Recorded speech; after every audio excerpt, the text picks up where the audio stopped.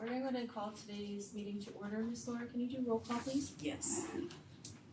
Member Boslett? Here. Member Ciociola? Here. Member Core is absent. Member Pretty? Here. Member Lamb? Here. Member Quelty? I think he'll be joining us in just a little bit. Thank you. And President Dami? Here. Thank you.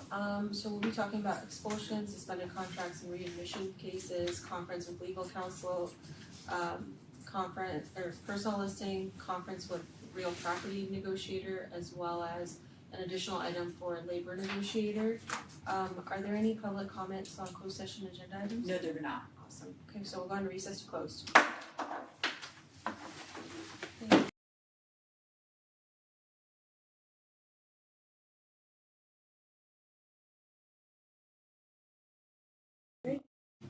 Thank you. All right, we're going to go ahead and recall back to open session. Can we stand for the pledge, please?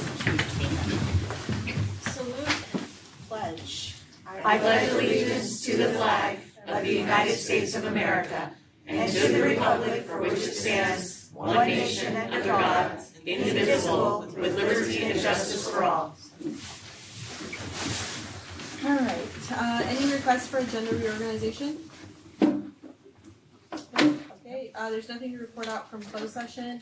Student reports. Hello. Hi. How are you? Good, and you? Good. You want to head over to the podium, bud? Yes. And then let us know who you are and your report. My name is Jose Guerra. I'm the representative for Yuba City High School. Part of me is I'm vice president of Spanish Honor Society.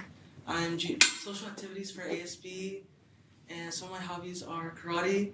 And I am in Upper Bound ETS. Last month we had the Mayor's Cup. We did win. YC. We also had for Hispanic Heritage Month, we had a celebration on the 16th, I believe, of September. We had some Aztec dancers, and we also had our teacher, Ms. Delgado, and her husband perform for us. This week we have our homecoming game and our senior night for football. I believe next week is our homecoming, and we have our last few senior nights for volleyball and flag football as well. And I'm pretty sure basketball and soccer, they're starting to kind of get ready for their seasons, and yeah, that's it. Thank you so Thank much. you. Yeah. And you did all that from memory. I'm really impressed. Good job. Okay. Moving on, staff recognition. Yes. And so tonight we're excited to recognize some of our exceptional district staff who help shape our culture of excellence. We're highlighting some employees in our technology department. I'd like to welcome Robert Cookman, our Director of Information Technology, to the podium. Thank you very much. Tino, are you ready for this presentation now? I'm excited. I'm excited too. So I have amazing staff in the IT department. Tonight, these are all folks that were nominated by other folks in the district. So I really am excited about that because it says that we're doing the right things. They're doing the right things. IT's in the right space, and we're really pushing forward to bring the best, top quality support to all of the staff, the students and teachers, and members of the district. So appreciate that. So I have Andrea Rea as our first person that we're going to recognize. So Andrea was my first hire in the district, actually, when I came here. So I'm super proud of this one because it means that you're doing the right thing, we're doing the right thing. Scott actually brought me in to do the interviews with the folks, and she was the one that we picked, and it was great. So she does an amazing job in the district. She started as a tech, and then from there, she now is a data system specialist. So Andrea has shown all her abilities to do all sorts of things. So right now, actually we did grading. Grading window was just open today, so that was great. She does report cards and gradings. She does our website, so we're doing our website. We're doing an update for the website. But even more so, she brings with her this this ability to get things done, to do it in a way that is just really, she just drives on projects. She gets on it. She does it with swagger, but also with respect for everyone. And it's just she commands whatever project she's on. And I can only say that we are so blessed to have you in the district. And so I'm just happy to have you and can't wait to see what else you can do. So keep driving those projects and doing all the things that you're doing with the data team. Thank you. All right. Good job. I have a duck for you too. We'll do this next. Perfect smiles, thank you. And then you get the duck. Yes. And the queen duck, of course. So next on the list I have Amanpreet Singh. Aman, would like to come up? Just you? Okay.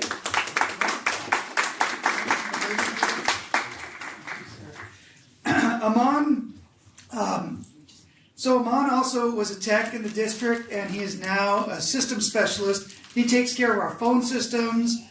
He takes care of our email systems, which is super important. Obviously, he takes care of the printers and fax machines and all the other stuff. And actually, when he came into this role, and the phones as well, so we were talking about how we could increase our security and our safety in the district. And Aman took that by the horns and just went for it as well. Just dived right in there, and we were able to. He was able to really get in a new system that we just put in place in the nick of time, I should say, because the way things are going in cybersecurity world right now, districts are having a time with their email system. So he was able to get Proofpoint in place, get that through, get it in, right. He came off of leave and jumped right into it and got it done by the end of the summer. So amazing job with that. And so we also have secure print that we've implemented. We have our phone systems. We're looking at a new type of system we can use hopefully in the future, because our system is dying now, so we need to get a new system in place.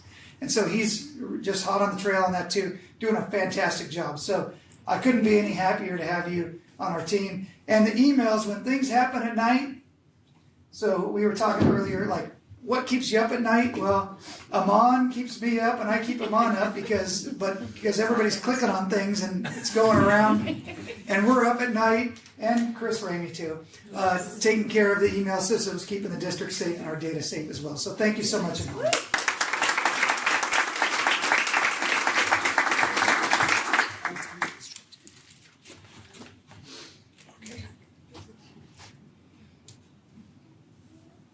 Perfect, thank you, congratulations. Thank you. Yeah.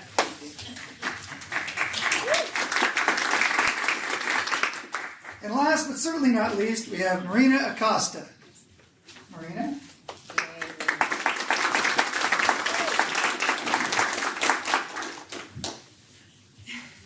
Congratulations.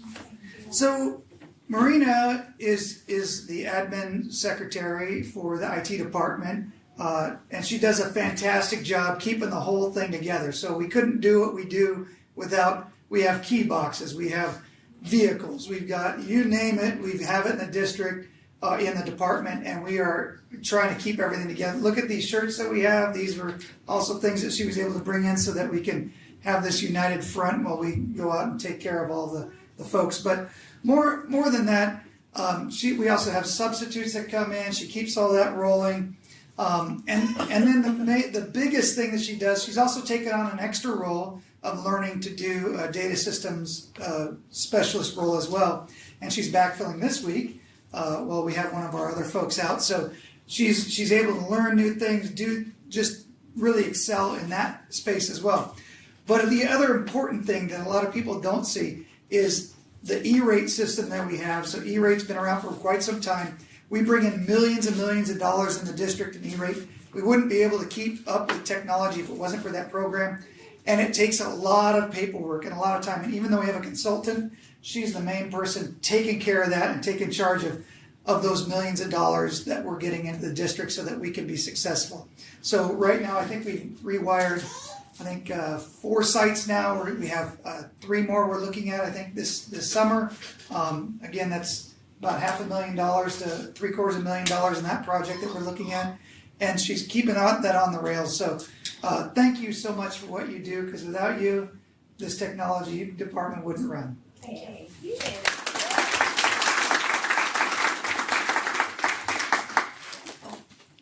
That's for her, not for you. Yeah, I figured that. Thank you. Did you want to do a group photo? Yeah, sure. Can we ask what the duck's about? Yeah, so in my department, I give. So years ago, we had one of my former bosses used to give out rubber chickens, but with inflation, rubber chickens are like $15 a piece now. So I decided to go with rubber ducks when I first got here. I was able to get boxes of them, and so I have different things. And so when people do things extraordinary in the department, I hand them out a duck for doing a great job. And so today, all three of them received a duck. Very nice. Yay. Oh, that's ducky. Just the three of them? Just Okay. You're welcome. You're such a nut. Thank you. Thank you. Thank you so much, Bishop.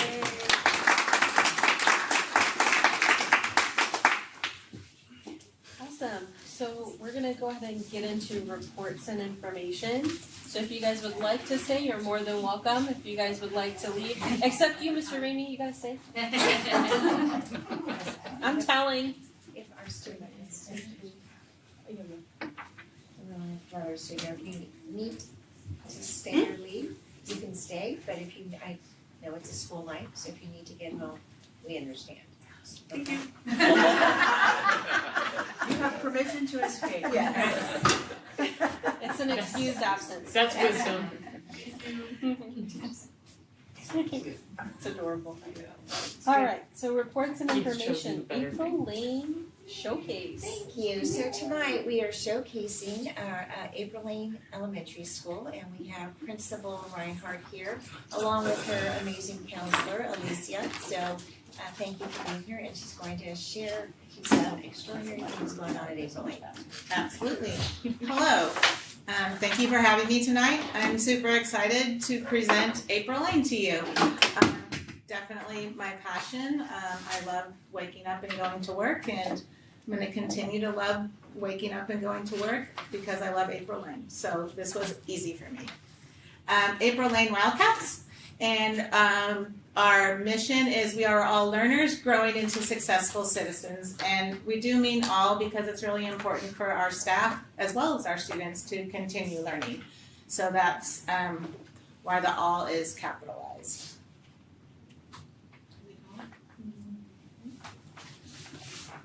There we go. All right.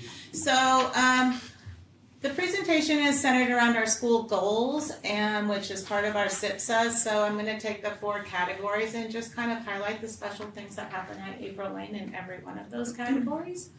And we're going to start with safety. We've had a lot of improvements at April Lane. Thank you, Scott. We started with new transformers, kind of like when you get a new roof, like it's not that big of a deal, but it's super expensive and it's kind of a hassle. We have new transformers, so our school was closed, no power, no anything all summer, so that these new transformers could be in place, which is great. I don't really know what they do, but I know that we need them, so it's great. We have a new fenced-in preschool area. The preschool parents used to have to walk through the playground on the upper playground to get into the main entrance for the preschool. Safety hazards for the littles and the adults as balls are flying around and kids are running and having fun at recess. So we now have a fenced area where they can walk specifically right into the preschool, which is great. We have slats in our fence along Gray Avenue. We have a new shade structure. That new shade structure led to a track, which is fabulous. It's paved, it's beautiful. Our PE coaches are thrilled. It's just wonderful. The kids go out there and they utilize it, not just during PE, but during recesses. Teachers utilize it. Super great addition, so thank you for that. We have new floor entry mats, and a few years ago, our front office was remodeled. That was huge. A very big safety hazard. parents would come in, if you've been at April Lane, through the double doors leading to the cafeteria, and we couldn't see who was in the office until they were around the corner and already in the building. So remodeling the office was a very, very big safety plus for April Lane. I'm gonna clean for you, Oh, okay. just in case it's. Attendance. Attendance is a very big deal because we, after coming out of COVID, our chronic attendance rate was atrocious. 31% students were chronically absent. And getting kids back into school, as you know, was a big challenge for April Lane. But over the years, we have decreased that number, and today we're at 12.9. So very proud of that. We have attendance awards once a month for kids that have 96% or greater, and they get a special pencil and a little pause ticket. We do classroom awards as well. If kids are here every day, teacher writes the date down, and once they spell out Wildcats, they get a class prize as well. We have attendance meetings with our social worker and our attendance clerk, SART meetings, really pushing that kids be at school because they're not learning when they're not here. PBIS. This is another very proud point of April Lane. We will be receiving the Platinum Award this year. My motto is go slow to go fast. So 3 years ago we received the silver, last year we received the gold, this year we received the platinum, giving ourselves time to focus on that tier 1, tier 2, and tier 3 of PBIS. We started with the matrix for every site, hallways, cafeteria, bathrooms, redoing the expectations, and we developed posters that are hung all over the campus and also in classrooms as well. Our PAUSE acronym, positive, accountable, work hard, and stay safe. Every morning, we have a very big welcoming committee at April Lane. We have our parent liaison, we have some ELOP employees outside welcoming students. We have ambassadors, which are students, part of student council. Once the first week of school is over, we have our ambassadors, our student ambassadors walk our littles onto campus. Sometimes parents are scared to just say, here you go into a campus that, we don't know much about, we're TKK. And so having all this welcoming people come in and say, yes, it's going to be safe, you're okay, little kids walking other students really makes the parents feel much more secure about their kids being on campus, and that 4-year-old that walks into campus now has a 10-year-old walking with them, and it makes the parents feel more secure. Our customer service at April Lane is amazing. We have amazing office staff, we have amazing classified and certificated staff that just make our campus a warm place to be. Sometimes not everybody loves school as much as I do, or people that are involved in school haven't necessarily had a positive, environment growing up. So we want to change that as parents and as their children coming into our school, to make sure that they know that we're here to help them, serve them, and do whatever it is we need. So that's one of the reasons that I think the welcome is really important in the morning. We do a Project Wisdom every morning. Our student council gets on our all-call system and does a little kind of a PBIS, here's what we're doing today with positive words, word of the month, and all the positive things, and they talk about attendance every morning for the first 5 minutes. So PBIS is a tiered system like we talked about, academic and behaviors. So we really focus on tier 1, which is everyone, then we get up to tier 2, which is our students that are needing some extra supports, and our tier 3, which are students that usually are on 504s or IEPs. Oh. There we go, we're back at it. So all of our PBIS is done through data. We use EduClimber, which is a very awesome support that has been in place for maybe 2 years now. Our teachers and our classified staff track everything so that when we go into our PBIS meetings that we can be data-based.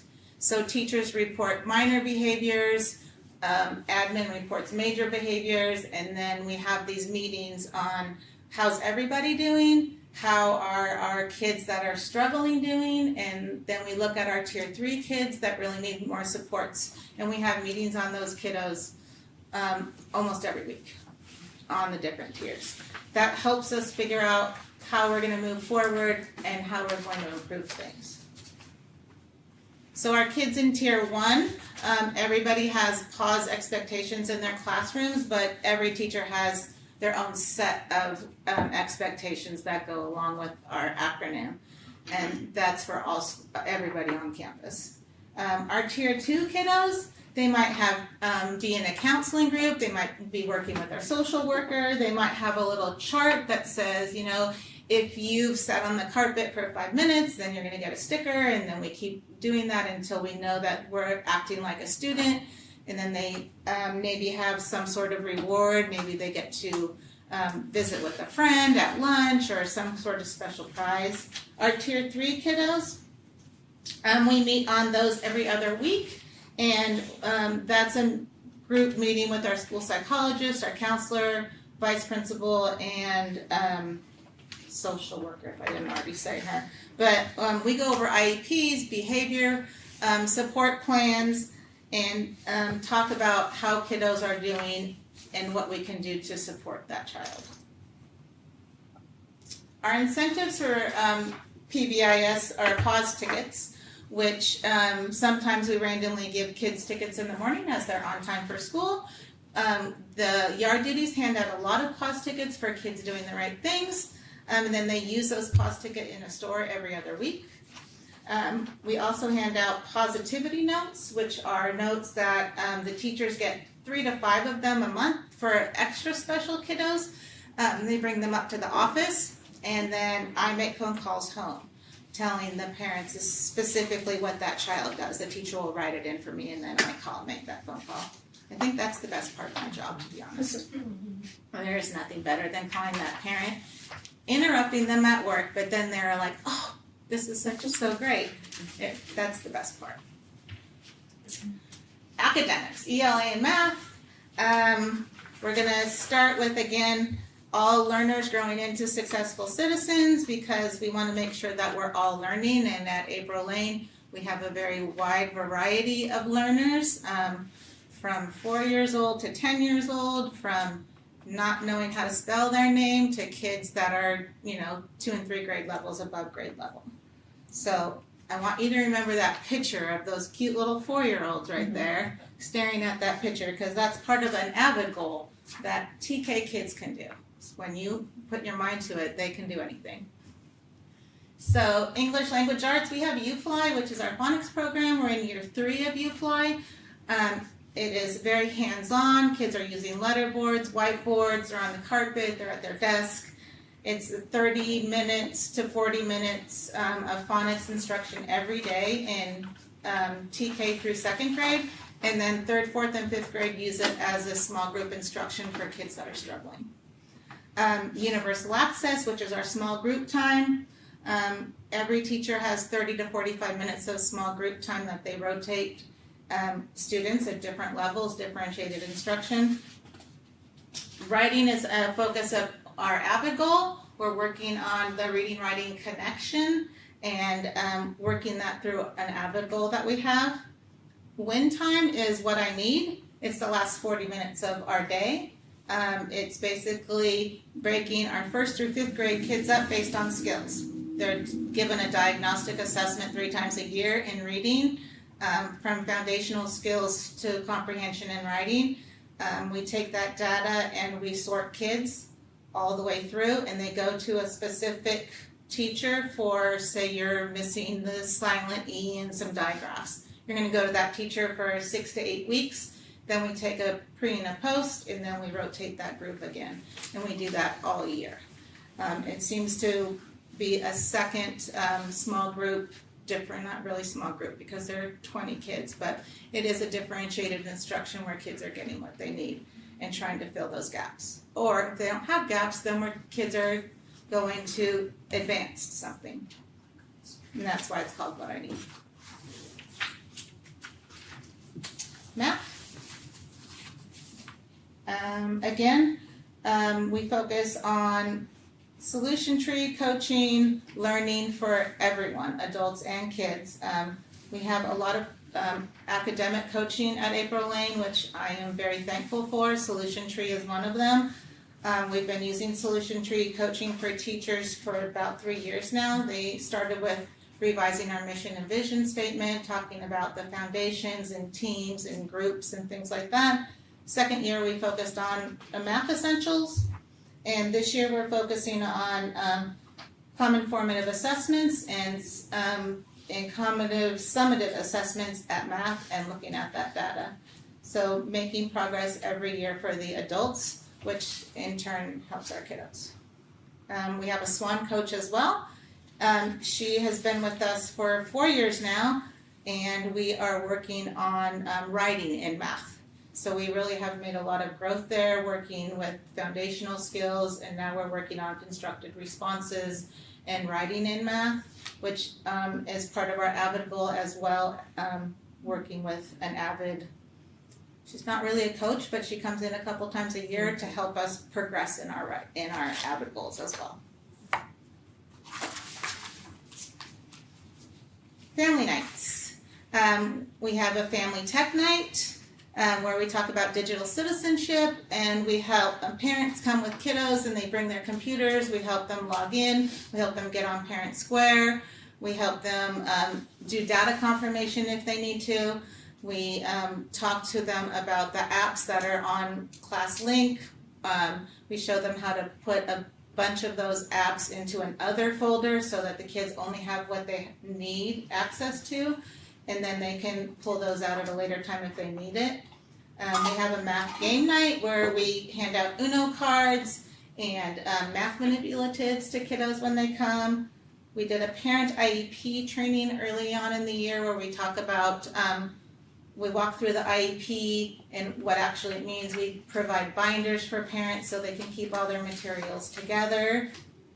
Reading for books, kids come in and just read. And we have books that we give kids to take home with them as well. And then we have a movie night. Our last goal is our English learners. This is not really a new goal, but it is new because we got the equity multiplier money last year, which is given to schools that have non-stability rate greater than 25% and that have socioeconomic disadvantage that is greater than 70%. So our school got a very large chunk of money. And with that money, we have an ELD intervention teacher this year. She is working in grades 2 through 5, pulling kids for 90 minutes. And we're focusing on our newcomers, and she's working in a small group. We also used that money to get GLAD trained over the summer. We had 19 classified and certificated teachers receive GLAD training, which is actually integrated ELD, how to use that ELD strategies within your classroom on a daily basis as well. So we are really excited for her to be working with our kiddos and for our kiddos to get some more services. Celebrations. We have a principals table special luncheon every month. Our theme this year is Wild About Learning.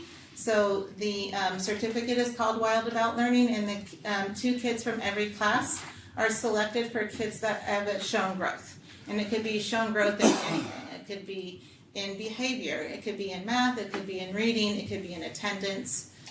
That's up to the teacher. Then I deliver those principal table awards the Friday morning, and then the kids come to the table that afternoon, which is fun.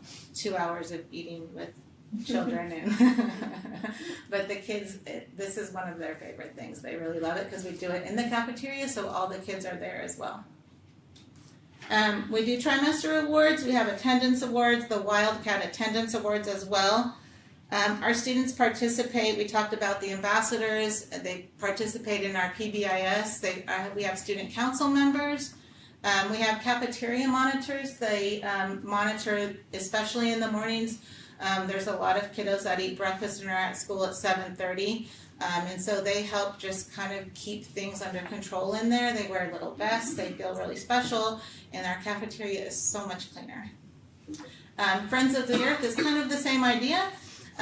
Kids wanted to start helping keep the campus clean, so they have little badges that say Friends of the Earth, and they are just kind of monitors at recess and things like that. When kids are eating snack, don't forget to pick up your trash, and those kind of things. It's been very helpful. Demographics of Aprilling. We have 58 staff members. We're about half and half certificated and classified. Our enrollment is 494, which is today. It's gone as low as 460, I want to say, at some point last year, and 495 or 496 is about as high as we've been. Our classrooms, knock on wood, are really pretty stable right now, and things seem to be going very well, so that's a big plus. We have 42% Hispanic. Our Asian population is at 31%. Our white is at 11%, and 2 or more races is at 10%. Our English learner population is 38%. Socioeconomically disadvantaged is 90%. Our foster youth is 1%, and our SPED is 20%, and it's that high because we do have, I say, 3 SDC classes. We have an SDC TK class in the morning, a kinder in the afternoon, and then our emotionally supported classroom as well. And all of those students carry a special ed title, so that increases our numbers. Our focus this year is engagement in all content areas. Remember when I said to remember that cute little huddle picture? We have Avid has all kinds of different communication and engagement strategies, so we've selected 3 or 4 of those strategies to focus on. And that was our TK class, practicing a huddle. They had pictures of different shapes in each little huddle. And rather than the teacher asking questions one at a time, she asks it to the whole group, and then they respond in their little huddle. And then the teacher walks around and listens to them as more kids have the chance to engage in talk and conversation. Writing is also a focus. We are writing in math as well as in ELA, as well as in ELD and throughout all content areas, and attendance is always a bonus. Needs, this was kind of a hard one because, visit April Lane. Come and see how wonderful we are. Come and walk our campus. Come and enjoy our kids. Come and look and see how things are going. We'd really love to walk you around and have you meet our kids and our teachers and our staff, because it is a wonderful place to be. Looking at the big picture over the next few years, continue upgrades to the facility. We have had a lot of upgrades, and so maybe some bushes or some plants or some nice trees would be great. Continue academic coaching support. We love that we are able to learn right along with kids, and so having that support of academic coaches on campus is a very big plus. And I probably shouldn't even say field trips out loud, but our kids do love field trips, as any child would. And that's April Lane. Questions, comments? Did you guys have your farmer's market this morning? We had our farmer's market this morning, one of my favorite days. It is so fun. I was wondering if they had it because it was raining. So we've done it inside 2 years in a row, and it's actually kind of better. They use the front of our cafeteria and they set up everything. Kids come in one door, they line up, they get ready, they give bags. I don't know if you're familiar with the farmer's market, but they give students $3, paper dollars, and then they give them a little brown bag and they get to go shopping for fruits and vegetables. And it's so great. And just the display, and the kids are so excited, and they just absolutely love it. They actually eat it. Yes, Probably they 'cause actually they do eat it. Yeah, half the time they don't make it out the other door. Yeah. Yeah, Whereas if you give it to them. Yeah, Yeah, exactly. you I guys was know. gonna try to make that this morning and I didn't, because I really wanna experience one of those Oh, farmers it's markets. amazing. It is amazing, you really do. So need I've to. seen the way that they pictures, set they it up. set it up. Yeah. It is just beautiful. I know, so I've got to do And this. everything is just so fresh. The strawberries were just, Yeah, just that's beautiful. nice. The peppers were so nice, so fun. The kids absolutely loved it. Thank you. Thank you. I have a couple questions. Sure. So, when your attendance, I was looking at your attendance data, Mhm. you qualified attendance today. Are you saying school year to date? Yes. Not like today?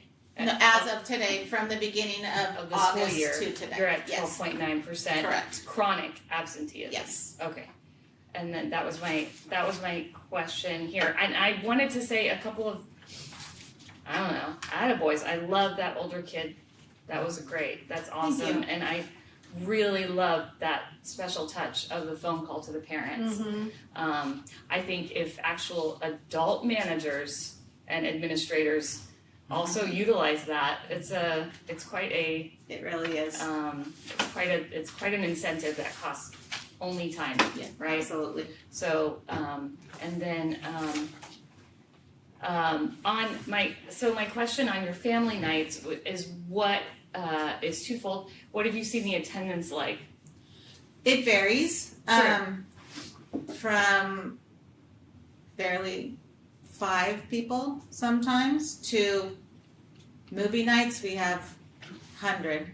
Mm-hmm. Which Tech one's the night, lowest we had attendance? tech night the other night and we probably had 20 families there. Okay. And the year before it was much smaller. So we're seeing an increase in families participating. How often do you have family night?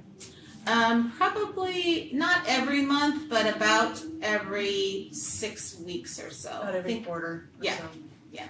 I love the IEP one that you do that, because so many people Yeah. don't understand, especially when there's so many acronyms used when they're Yes. doing IEPs and things like that. Right. You don't know the verbiage, and to be able to Right. help a parent. And we that's awesome. probably had, I'm gonna say 10 parents attend. And we are gonna offer it again in February as well. Is the lowest one reading for books? Don't say it. Say it. No, Okay. not at all. Trying to think of what the Do you know how I lowest feel one. about that?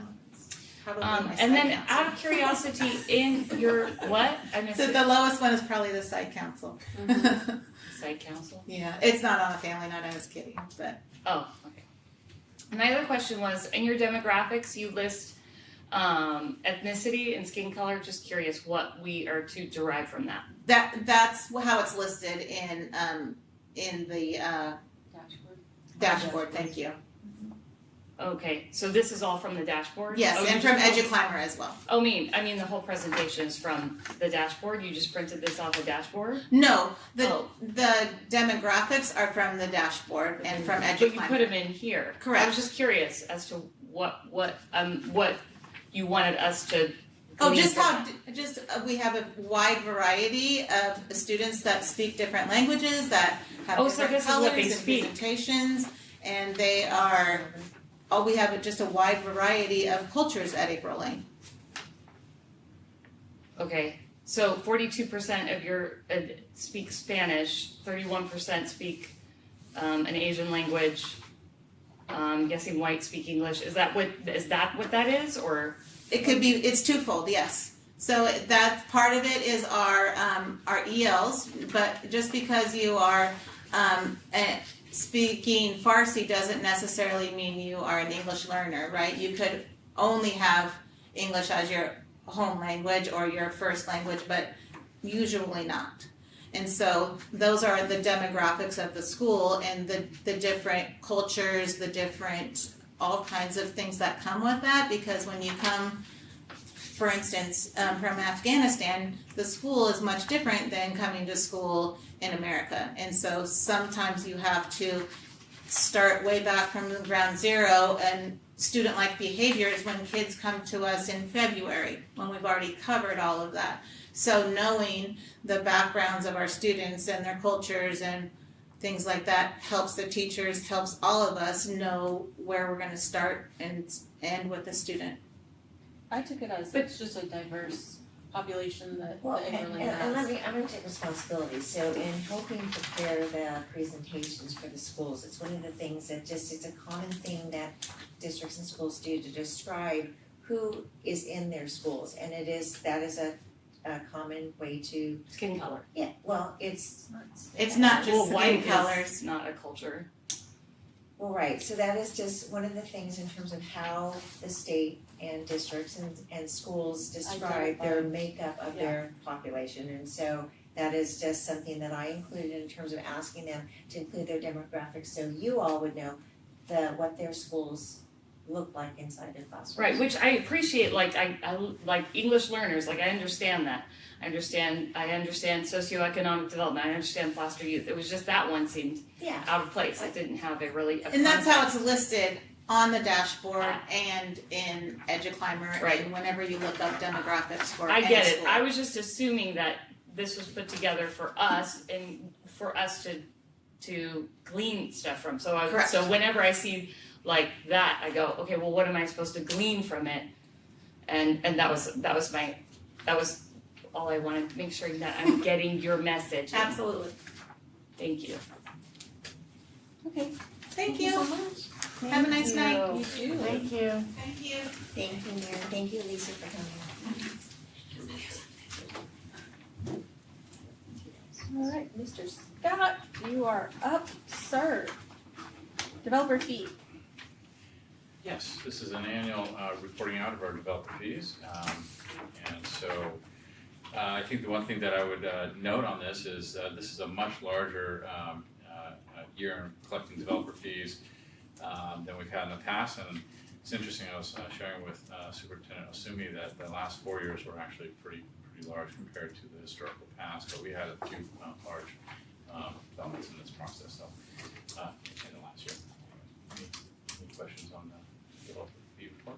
No, I have a question though, as like a follow-up kind of to some of the requests that we've gotten within the community. Greg, I know you had forwarded us a request for somebody to come and talk about developer fees.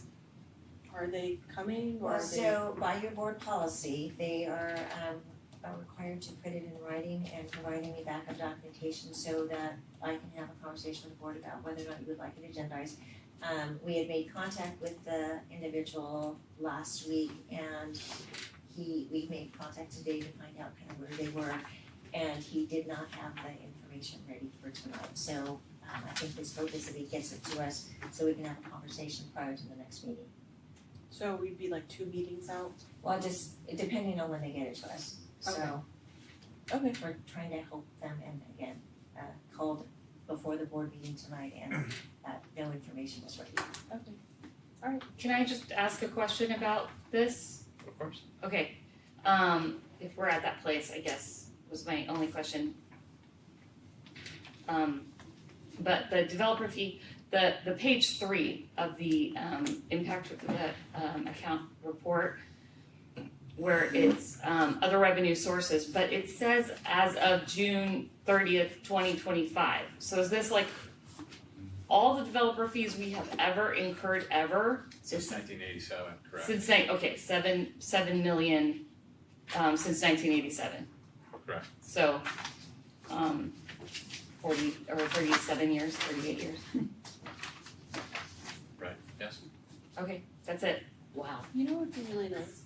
That, and I don't know if this may be a moot point because it probably already happens, but when we think about developer fees and like, you know, the new construction that we may or may not be facing in the near future with all the developments and stuff, obviously like we ask developers to pay school fees, you know, residential, like if I was to build a house, like school fees I'd have to pay like city, like the tax with the county and all that stuff too. It'd be nice if, just like how these entities come to us to ask for deferrals, like we could go to like the county and get a deferral for the fees that they charge us per square footage.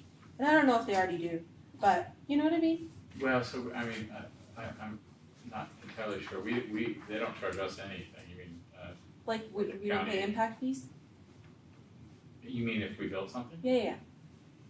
You know what I mean? So it's kind of like, I'm just thinking, like you you know, we have entities come to us to ask for deferrals or to waive, you know, school fees Yeah. and whatnot.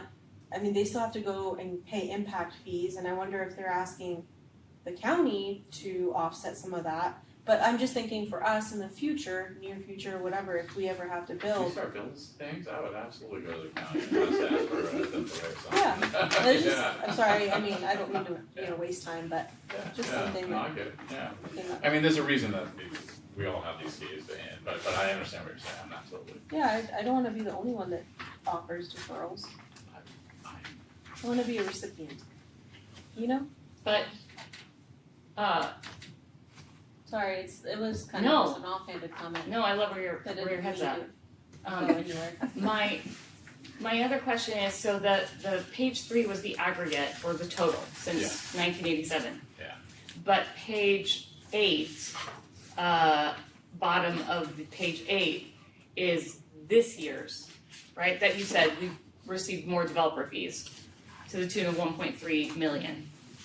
Yes, right. Okay, so like 20% of the total over 38 years, like 20% is like we got in 1 year. Actually, I don't think that is actually correct, so let me.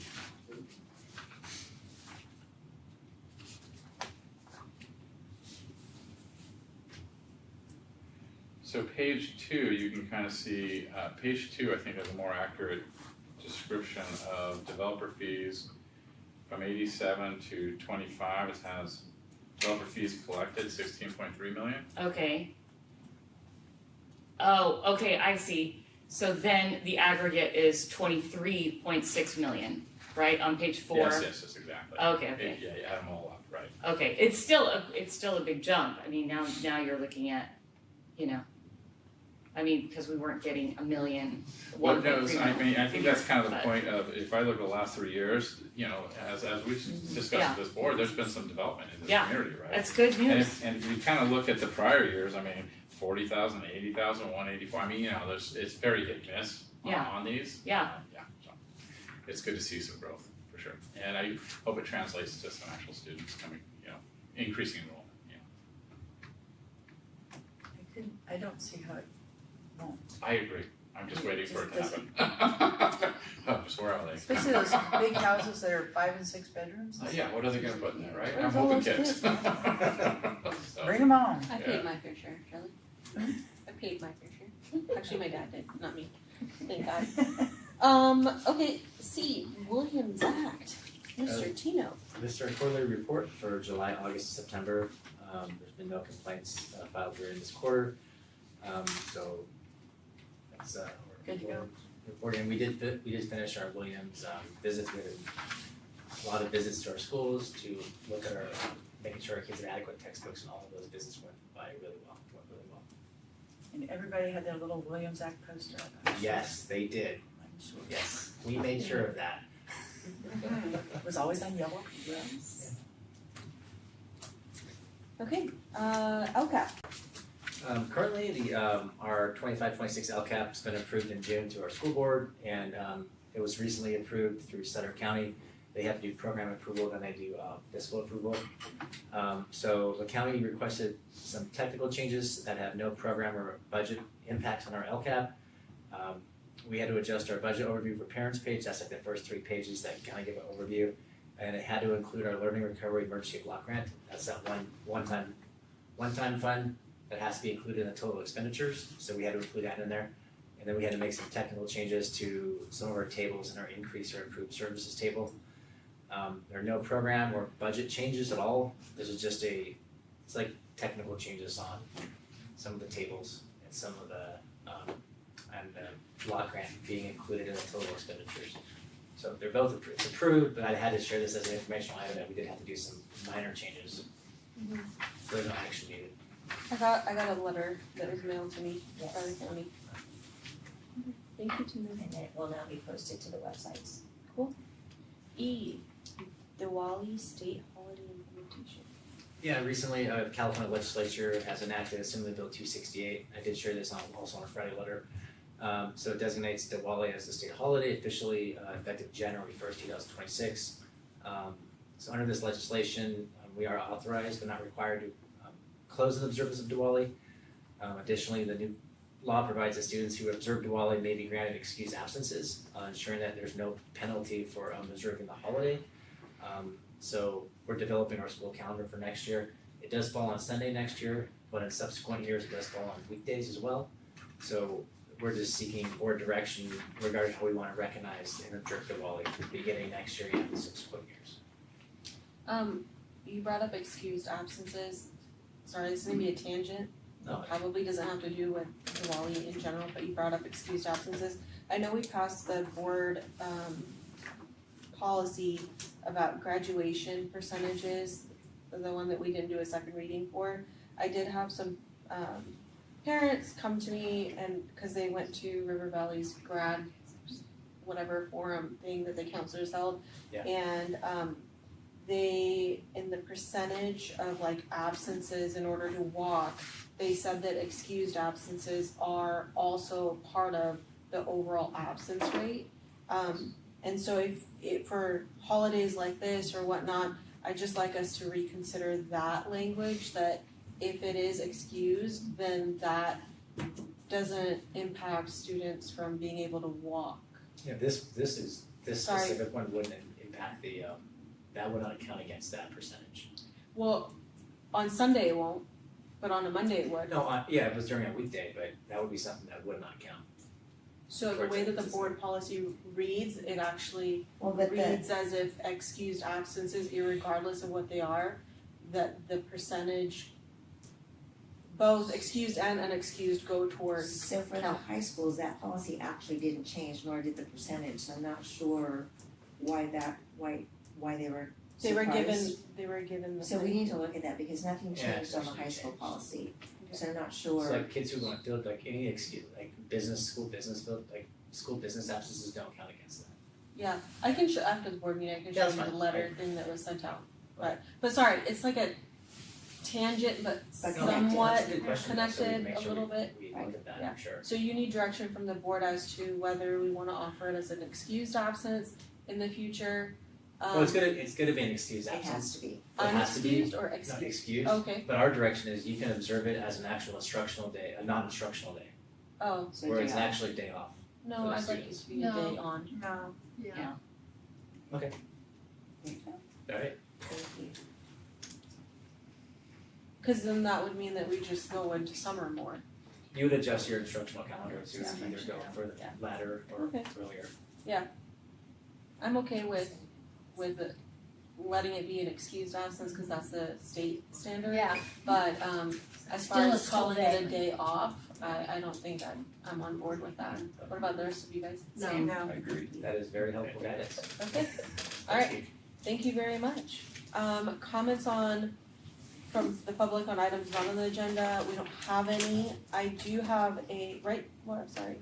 Yes, we don't have any, right? Correct. Okay, thank you. For 13E, we do have a comment on an item that's on the consent agenda. So, Shelley, do you mind reading? No, it is on the agenda, correct? Correct. Alright. Under the Brown Act, the board shall entertain comments on any item appearing on the posted agenda. As the board discusses agenda items, audience participation is permitted. Generally, the president will ask board members for their remarks before recognizing requests to speak from the audience. At the president's discretion, agenda items may be considered in other than numerical order. The board will respect the rights of the public to express their viewpoints on matters within the board's jurisdiction. However, comments that are defamatory or that violate the Privacy Act rights of any students or individuals may not be protected by law. The board shall not permit any disturbance or willful interruption of the board meeting. There you go. Perfect. Miss Mercedes. I wonder who's up. How's that go? Good evening, of course, I'm Mercedes. And I am speaking on behalf of CFCA because on your consent agenda is contract for charter buses or charter bus. There's some kind of charter bus contract on there. I don't know exactly all the details of it.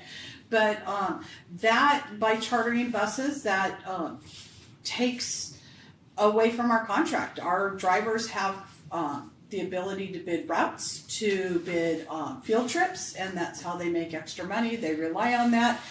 This has not been negotiated. We've been into one discussion on it, but we have not continued the discussion on what that impact does to our drivers and really their livelihood, because our drivers do rely on some of their overtime for field trips and that sort of thing. And also brings up some safety issues. Are we following, after our school bus accident way back in the 70s, there was some guidelines put in place that our mechanics have to come out and inspect the bus. We have to inspect the undercarriage to make sure that there's no cracks. We're checking those licenses. Are those drivers, they're going to be with our students, so are they fingerprinted just like every other employee that's around students are? So we have a lot of questions on that, and I urge you to table that until we finish answering those questions. Thank you. Thank you. Okay, are there any questions on the consent agenda? Yes, I have one. Okay. So my, on 13E, I have a question with regards to page 1, under Children's Center, CDW Government Incorporated, CDP teacher laptop replacement to the tune of $35,617.73. The Children's Center, the preschool, the Child development. Okay, and how many laptops are we replacing there for $36,000? I'm guessing 30. Okay, so It's time for the teachers to get new ones, they're just old. there are 30 teachers in child development? I don't know if anybody else knows the answer to that. The laptops we use are Lenovo's, so I have to look at the specific contract. I'm guessing around $1,500 per laptop with not That's tax. where I was kind of thrown Yes, out. it's probably maybe a little less than that, but they have a replacement cycle for laptops, and so this is part of the replacement cycle. They replace their Lenovo laptops. I don't have the specific quote from you. But we can follow up with the number of But teachers. the Children's Center, where is that located? It's the primary facility is located on Bernard Drive, and the rest of them are located throughout the district. So we have a preschool program, child development program at AK, April Lane, King Avenue. I'm trying to think where else. So they're spread throughout the district, but the primary location is at Bernard Drive. Okay, yeah, so, but that's TK, isn't there, that's the, It's not TK. It's actually, TK, but it's actually preschool. the preschool, child- that's yeah, what I so said, they serve, but then, they are littlest, they're like Right, babies okay. up to the age of, they can serve up to the age of 5. okay, well, I'm not gonna say can I, because we're all here to ask questions.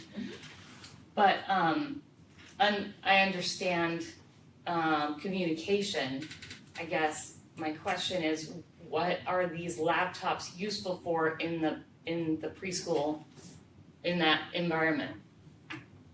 Attendance. Yeah, they take attendance, they communicate with families via email with their staff. Typical professional responsibilities that a teacher has is what they would use a laptop for. Okay, Lesson planning, all that. Yeah. okay, Printing resources. yeah. And then I'd love to know about the charter bus service as well, because that didn't fall under a particular location, that fell under transportation. So is that something transportation is utilizing? Well, so I'll give you some, and maybe if others want to elaborate. But so we're currently 7 drivers short of full employment. Right. So that's limiting our ability to do the overtime. So our first priority is, first of all, to serve our students and also to give our bus drivers, we want our bus drivers doing all this work. That is what we want. Sure. But we're in a situation right now where we're not able to do, and we've already pulled back and limited our extras. So field, we do mandatory field trips and sports events and field trips associated with instruction and curriculum.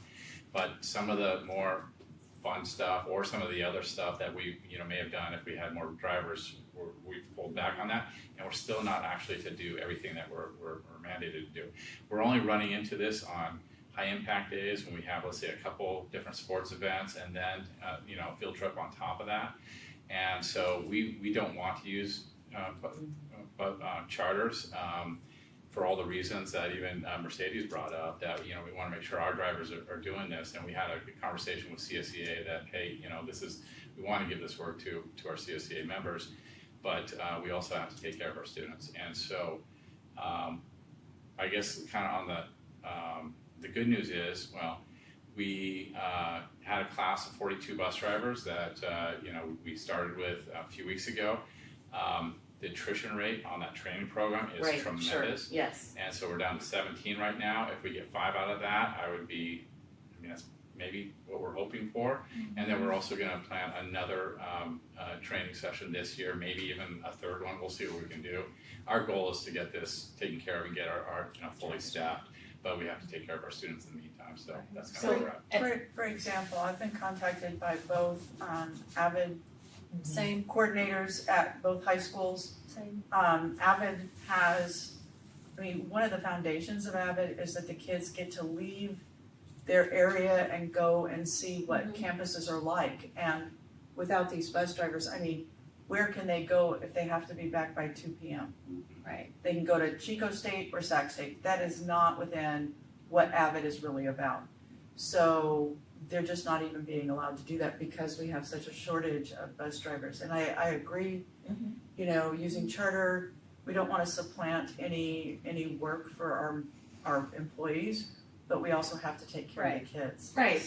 So But as I understand it, that we don't run a full bus route anymore, right? It's just, I think we've gained some bus routes back from the COVID loss. We're pretty much full service. Okay. It would be nice if we, so we don't. With bus drivers, it's hard to get subs, right? So if anybody's out on vacation or sick or whatever, we have to, we have extra bus drivers to fill all that. So you ideally want to run, somewhere between 5 and 7 extra bus drivers just to account for that and also to do all the extras. Right now, I think we have 1 extra bus driver to do field trips and to cover all sick leave, vacations, everything. It's not enough. We have office staff driving and dispatchers driving, mechanics driving. That's not ideal. That's why we need the extra positions filled. So. well, that's good news. I didn't realize we were full service yet. So that's awesome news. Yeah, we're kind of pretty strong service, and they're hustling out there, but we're not 100%. And let me hit one other point because it was brought up. We are absolutely making sure that the charter buses are safe. They're SPAP certified. The buses are inspected. They're not inspected by our staff because that's not the requirement. But they have an annual CHP inspection that has to happen, and all the drivers are certified to drive students. So we are making sure it's a safe situation. The other thing I just want to make sure everyone hears this is, so Tino and Scott met with Julie, and so we are really having to prioritize. So we had a situation where we had field trips to the pumpkin farm, and we had an athletic event, and they just couldn't. It's like the competing priority. And so we're trying to honor grade level field trips. We're trying to make sure our athletes get to where they need to be, and then the curriculum embedded required trips for added to the college trips. So we're trying to do the best, but then, and so that is going to be shared with the principals and the staff. Hopefully the 17 will turn into 10 drivers, and then we can, start to expand. But, we can't do everything. And so there are a lot of things that would be awesome for our kids to go to, but we're having to say no. Right. Or bring them back early, like the leadership kids. Exactly. Yeah. And that that's had not to good. cut their Yeah. thing in And half that's because not of good. bus driving. Exactly. And the phone calls I've gotten is about field trips and things. Oh no, and I'm 100%. It is. The whole sad. VR field trip thing is garbage.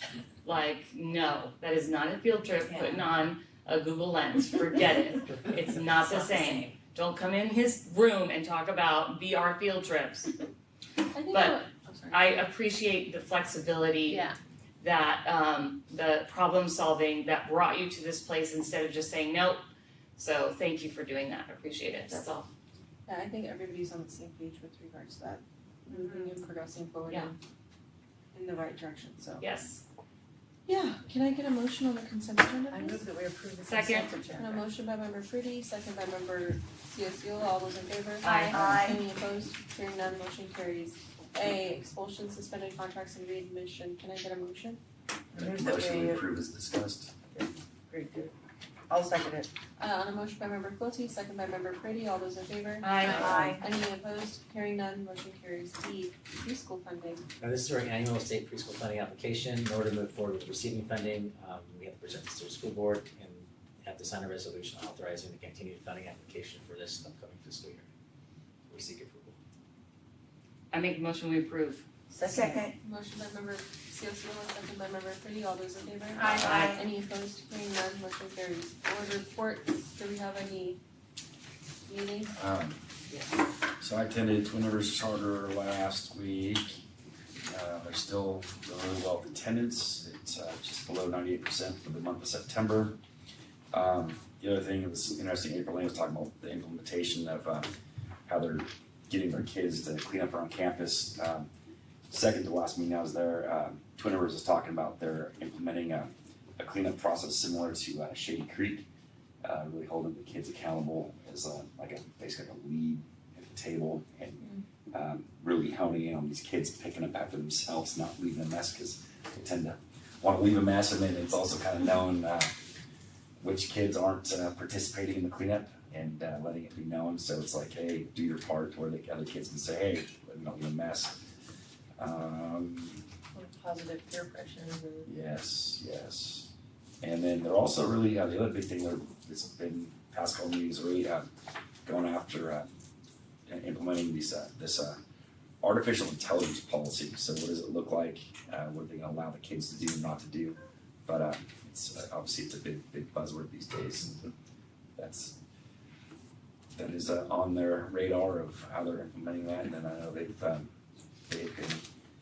still working through and getting everything implemented with the new security system that we're working on now with the badges. I forget what it's called. The badges. Strategics.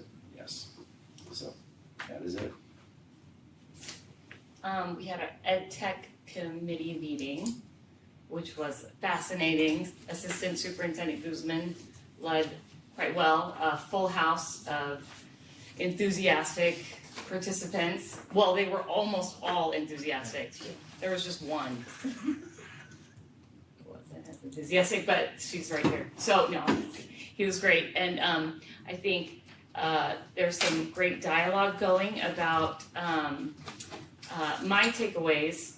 Again, this is my first report, so let me know if I'm, hitting the marks, whatever. But my takeaways from it were twofold. One is there's the feedback loop, right, from the end user, which is our teachers, and that's to the decision makers, right, regarding software, making sure that whatever that process is, that it's dynamic and open and constant, because the software and the technology is constantly changing, right? Everybody has a different stripe of the beach ball, and they don't all, because this isn't private industry, that was not what any of us signed up for, so you don't get, your cake and eat it too. You don't get to you don't get all your custom stuff, but at least having that feedback loop open so that you all know, the district office knows, as well as other users. Oh, well, they're using this, that's awesome. Or they're using this, or these are the things that's great. Because there's so much of it, it's a bit like it's overload, because of all of the options that are out there. And that, I think, from my takeaways, that was part one. And then part two is having a more strategic thought process in regards to what our staff uses versus what we are implementing within the classroom. And in order to because those are two different things, right? Obviously, somebody who has a degree and who has certification and who knows their stuff and is using something to assist with maybe some of the busy work or, thought or lesson plans. Like you already know, you've been tested, you know your stuff, right? And you're using something to make it more solidified versus when we're teaching students, or that's our goal, is to teach them not to make them, to help them learn, I guess is the best part. To help them know how to learn rather than, just use this tool and it will do all your thinking for you, right? Because I feel like that has to be when thinking of what we have students do, I guess the thought is stepping back and really thinking, what is our goal here, right? What is the goal of education? Is it to teach people how to follow instructions, right? You do this, then you do this, you click that. Or to, is it a way of helping them think and investigate and question and learn? And I know you guys know the statistics because I've shared them quite often with regards to handwriting things and the memory retention that goes along with that, as well as the deepening comprehension. And not only in literacy, but those who do that in English, like writing it in Word format, perform 3 times higher in mathematics. So it's not in a this is math, this is the math pod, and this is the English pod. But having that memory, that muscle memory, and having that physical action of taking notes with a pen on paper, and also the studies that have shown prolonged screen usage affects your neurological pathways as well as impacts your mental health. I don't think any of us could sit around here and be like, the day I spent in front of a screen all day long and interacted with no human being was my best day ever. Now, there are some days I fantasize about that. We've all had those days. But in general, again, and I said this in the committee meeting, is there's no replacement for a human, especially a human like a teacher who is there, who signed up for the profession to open minds, not to introduce them to a machine that would do all the work for you. This has been my TED Talk. Thank you. Okay, thank you. I just have one thing I'd like to say. We were given, or I asked for information, and I thought that there was going to be an actual report on this instead of being just given a printed information. I'd like, and I know it's not agendized, but I'd like it to be on the agenda. I'd like to discuss why, if we have 4.9% declining enrollment from 2015 to 2020 to 2025, why every other item has gone up. Site-based classified has had an increase, site administration has had an increase, DO administration is the same as it was 5 years ago, but one more than it was in 2015. DO classified has gone up by 10%, and DO confidential has gone up by 14%. If we're in declining enrollment, why are all these going up? And teachers, certificated staff has gone down by 5.37%. And I'd like to know why. So I'd like that agendized as a report. My apologies if I misunderstood what you had requested. That's You okay. just wanted the data. That's okay. Data without doing something about it is useless.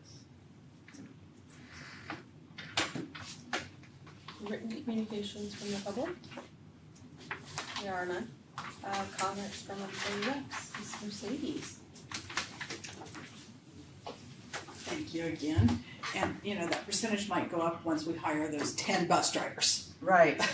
It's already going up. So, and I do want to clarify, I am not against field trips, and I'm not against supporting our students. I just want to make sure that we're having those conversations to make sure that our current employees are getting the best advantage that they have. So I look forward to those conversations continuing. I know that I wasn't necessarily part of those conversations, but they are, of course, reported back to me. I'd like to congratulate Andrea, who's still here. Thank you for sticking it out with us. I know you're getting paid to do this, but that's good. And Marina and Amarpreet, because they are amazing members of the IT team. And I'm not trying to highlight one over the other, but I'm telling you, I can't even imagine how much Amarpreet's head spins with this stuff that comes through our emails all the time. And so much of it looks real. I got that late night one last night. Oh, paraeducator training. And no, I didn't click on it.